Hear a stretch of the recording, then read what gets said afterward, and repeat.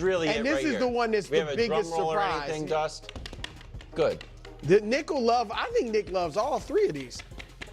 We go to Chicago. Caleb Williams. What a take. I mean, it's all set up. And here's the thing. He showed enough flashes. Like, I would be surprised if he does not play well. Because he showed flashes last year. I love it, bro. 4 games over 300. Last 7 games, 11 touchdowns, only 1 Nobody pick. was talking about that. And this was the competition. That's right. Minnesota twice. Great Detroit twice. Great San Francisco, yeah. Seattle, and Green Bay. Nobody so talks about good that. Team. Exactly. So, yeah. What are you rolling You don't your like my eyes at? list? Go. Honestly, no. What's wrong with it? It's not dark horse enough for you? Yeah, a little bit. I mean, Brock So what, Purdy, you want me to just say something that's ridiculous? Well, you did say Jameis. Well, Jameis was right there at that time. Caleb is, I guess, a good candidate. Yeah. Caleb's a good candidate because it would be Do you think the shocking other if two he played, wouldn't like be if he got shocking? over 500, be like, oh my gosh, like If Ben Purdy Johnson. wins MVP, I get it. It won't be like, oh my, like out of the blue, but He got MVP. He's already been in the running for MVPs. So MVP. Yeah. Like, well, yeah. So sadly, this is only a quarterback award. yes. So you can't. I don't You would even have thrown think. Genty in. No, too They're not Genty gonna too win enough. young. But if we want to go real dark horse, I would. You guys are gonna laugh. You have to include Trevor if you're gonna have Travis. Because if they're good, there's gonna Yes. I was gonna say that. So okay, I'm glad you didn't. I get thought mad at me about there. Trevor. Right. Two good And then receivers. the other quarterback that, again, if in the spirit of Jameis and dark horse, where the team probably doesn't have to win 14 games, but if they win 10, that he'll show up on ballots is Geno. Yes. Because people think the Raiders are going to be terrible. You know what I mean? Well, and so but if you win, obviously, if you win 10, you're not winning it. no, that's why I said just show up on ballots. Did You know what I Darnold mean? get votes last year? Darnold? Yeah.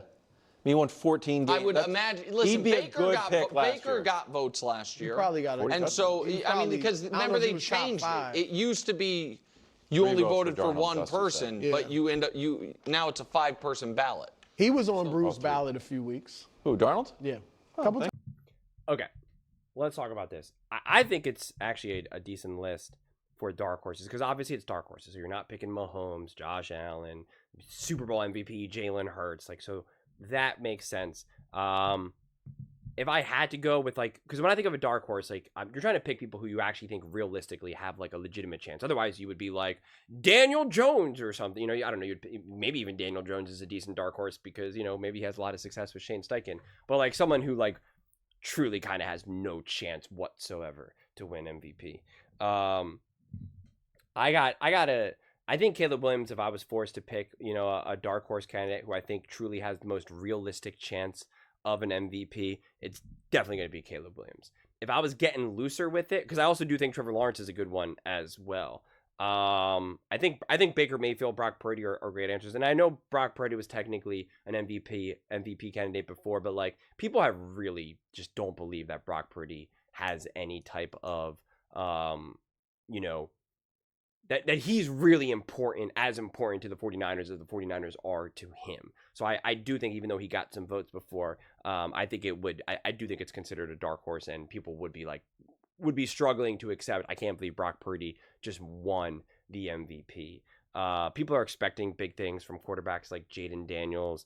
I think another dark horse would be Bo Nix, actually, because I think Bo Nix and I would pick Bo Nix over Geno Smith, quite frankly, because I think the chances of the Denver Broncos having a better season than the Raiders is going to be higher. I'm high on the Raiders as well, but then also it's interesting because what about Justin Herbert?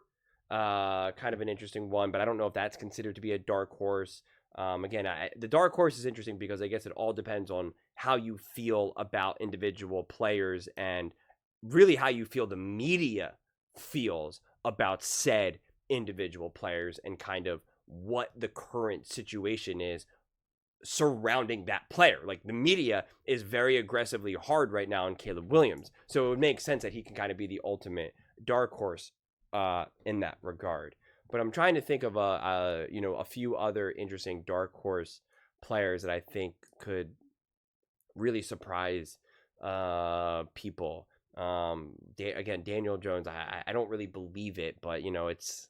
I mean, think about it. If Daniel Jones has like a similar year that that Sam Darnold had with the Minnesota Vikings, and if Daniel Jones does that with Shane Steichen and the Colts, and they end up winning the division, it's a winnable division. Like people, if Daniel Jones has a great year, if he has a great year, and he's also mobile, so he can use his legs a bit, and he has 4,000 plus yards and a good touchdown to interception ratio, and he's also rushed for like 400 yards, 300 yards. Like, yeah, man, like that'll be there. That'll be there, and people won't see the Colts as this like stacked team or something like that, and no one's really has this frame of reference of like, well, the Vikings have been good even with Kirk Cousins and whatnot. Like, they're gonna be like, the Colts have been nothing. They've been struggling for years now. Like, I actually am kind of talking myself into Daniel Jones, but yeah, that's probably there's probably only so many other candidates, but I do like Caleb there, honestly, especially if you end up winning that division. You come out on top in that division, having at least a top 4 seed. Like, yeah, I mean, year 2, but the only thing is I don't know if Caleb at this point would then get knocked for having Ben Johnson, because he was there in year 1 without Ben Johnson, and he played okay. But then if he plays great now in year 2, people might say, well, this is Ben Johnson.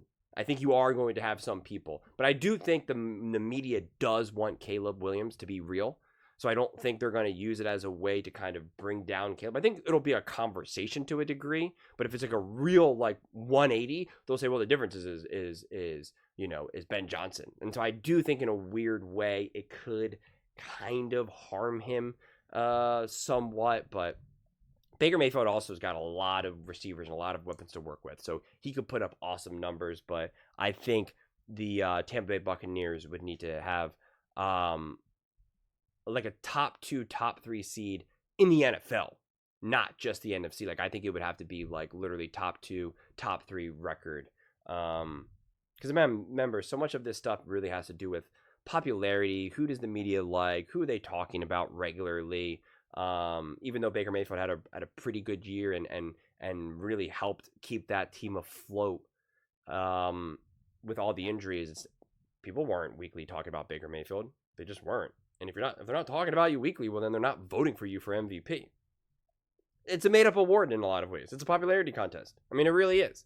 It's not necessarily like who is truly the most valuable player. It's who is the media talking about is the most valuable player, and who do they think that the fans think in this moment of time is the most valuable player. And like, that's how you kind of vote. That's kind of how you go about it. And that's the best thing that Caleb Williams and the Chicago Bears have, because out of all the dark horse possibilities, he's the only player who is actually on the NFLPA's top 15 like most popular merchandise players, whatever, where it goes through the list where you had Saquon Barkley 1, Mahomes 2, Jalen Hurts 3, and onward. And Caleb Williams was actually there. And if memory serves me correctly, especially from a quarterback perspective, Brock Purdy wasn't there. CJ Stroud was there, but he's not a dark horse. Jaden Daniels was there. He's not a dark horse. Joe Burrow was there, not a dark horse.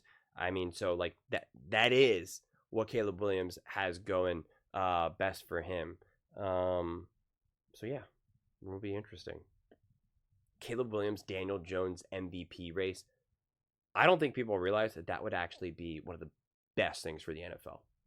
I mean, it would just rock the NFL world to have something like that happen.